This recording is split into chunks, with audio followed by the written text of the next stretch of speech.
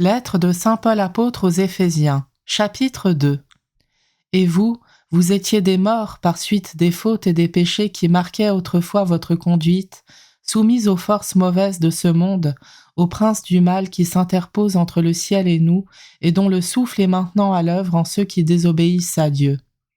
Et nous aussi, nous étions tous de ceux-là quand nous vivions suivant les convoitises de notre chair, cédant aux caprices de la chair et des pensées, nous qui étions de par nous-mêmes voués à la colère comme tous les autres.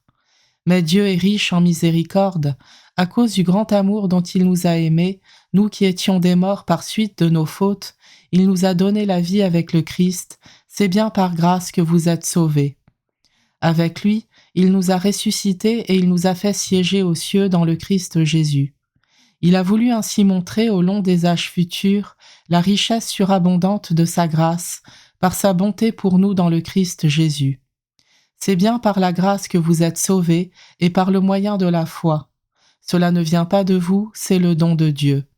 Cela ne vient pas des actes, personne ne peut en tirer orgueil. C'est Dieu qui nous a fait, il nous a créés dans le Christ Jésus en vue de la réalisation d'œuvres bonnes qu'il a préparées d'avance pour que nous les pratiquions. Vous qui autrefois étiez païens, traités de non-circoncis par ceux qui se disent circoncis à cause d'une opération pratiquée dans la chair, souvenez-vous donc qu'en ce temps-là vous n'aviez pas le Christ, vous n'aviez pas droit de cité avec Israël, vous étiez étrangers aux alliances et à la promesse, vous n'aviez pas d'espérance et dans le monde, vous étiez sans Dieu. Mais maintenant, dans le Christ Jésus, vous qui autrefois étiez loin, vous êtes devenus proches par le sang du Christ.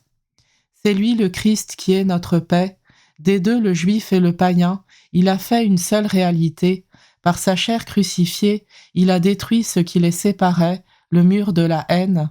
Il a supprimé les prescriptions juridiques de la loi de Moïse.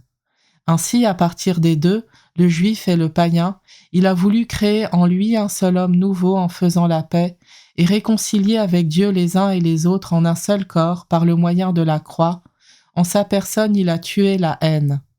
Il est venu annoncer la bonne nouvelle de la paix pour vous qui étiez loin, la paix pour ceux qui étaient proches.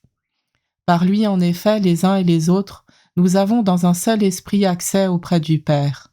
Ainsi donc, vous n'êtes plus des étrangers ni des gens de passage, vous êtes concitoyens des saints, vous êtes membres de la famille de Dieu, car vous avez été intégrés dans la construction qui a pour fondation les apôtres et les prophètes, et la pierre angulaire, c'est le Christ Jésus lui-même.